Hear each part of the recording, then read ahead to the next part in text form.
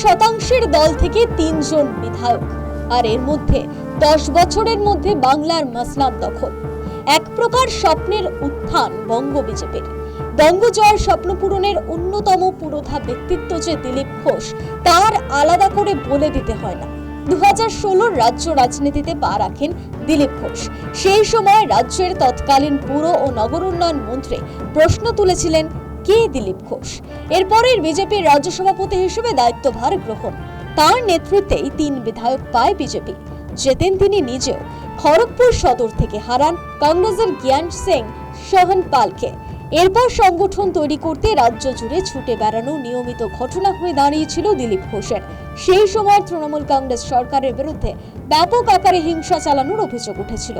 দল মত না দেখে ছুটে বেরিয়েছেন বঙ্গ বিজেপির আয়রন ম্যান।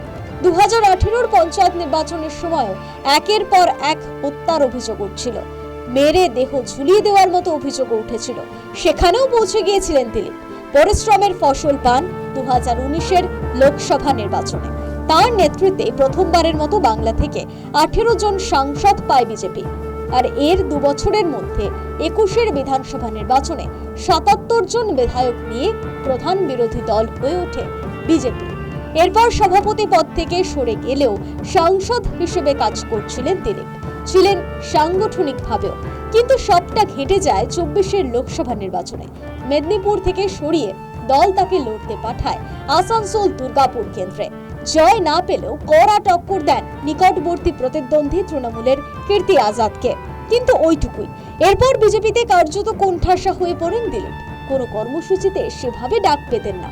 নিজেকে অনেকাংশেই গুটিয়েও নিয়েছিলেন দল ও সংগঠন থেকে।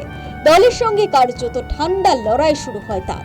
এর মধ্যে রাজ্য সরকারের উদ্যোগে দীঘার জগন্নাথ মন্দির উদ্বোধনে যাওয়ায় সমস্যা আরও বাড়ে।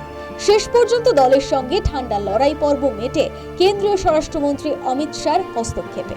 আর তারপরে বাকিটা ইতিহাস। উচ্ছ্বসিত দিলীপ ঘোষ।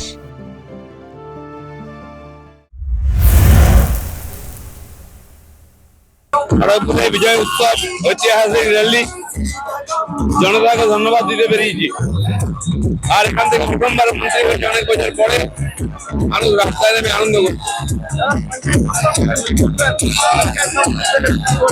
কোনো দপ্তরই পাইনি সার্ভে করব।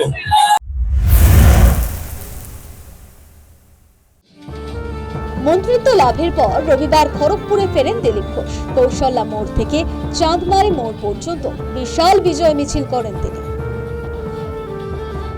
News time.